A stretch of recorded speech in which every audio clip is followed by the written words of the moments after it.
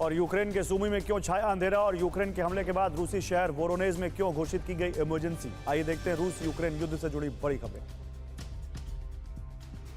रूस के हमलों से पूर्व यूक्रेन के 10,000 घरों में बिजली और पानी की सप्लाई बाधित है। रूस की सीमा से लगने वाला सूमी का इलाका अंधेरे में डूब गया। यूक्रेन की मिनिस्ट्री ऑफ एनर्जी के मुताबिक हमले में एनर्जी इंफ्रास्ट्रक्चर को नुकसान पहुंचा है।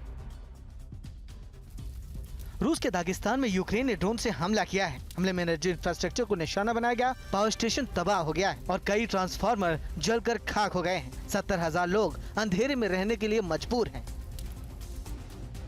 रूस के क्रास्नोदार में यूक्रेन ने भीषण हमला किया है। हमले में पुलोस्कावा में स्थित ऑयल डिपो तबाह हो गया। हमले में कई जगहों पर भीषण आग लग गई। इसके अलावा येस्क में भी एक मोबाइल टावर नष्ट हो गया है। यूक्रेन के रूस के बेलगरोद शहर पर हमले जारी है। यूक्रेन ने 7 ड्रोन से बेलगरोद पर ताज़ा हमले किए। कुर्स्क के गवर्नर स्मिरिनोव के मुताबिक सभी 7 ड्रोन को मार गिराया गया। यूक्रेन ने 10 गाँव पर निशाना साधा था।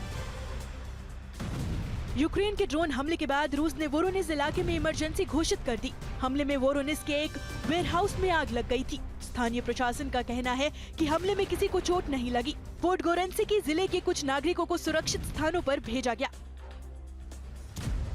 रूस ने यूक्रेन के शहरों पर भीषण अटैक किया है। ये हमले 13 ड्रोन से किए गए। यूक्रेन की वायुसेना ने दावा किया है कि सभी ड्रोन को मार गिराया गया। इन हमलों से नुकसान की जानकारी नहीं मिल पाई। रूस की तरफ से अभी कोई प्रतिक्रिया नहीं आई।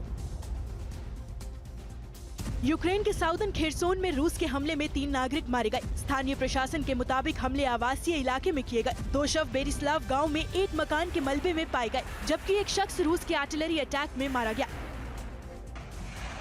रूस ने यूक्रेन के ओडेसा इलाके में 2 इस्कंदर मिसाइल से अटैक किया। रूसी रक्षा मंत्रालय के हवाले से स्टेट न्यूज एजेंसी ने दावा किया है कि इस्कंदर बैलिस्टिक मिसाइल ने यूक्रेन के Patriot surface to air missile system के 2 लॉन्चर को तबाह कर दिया।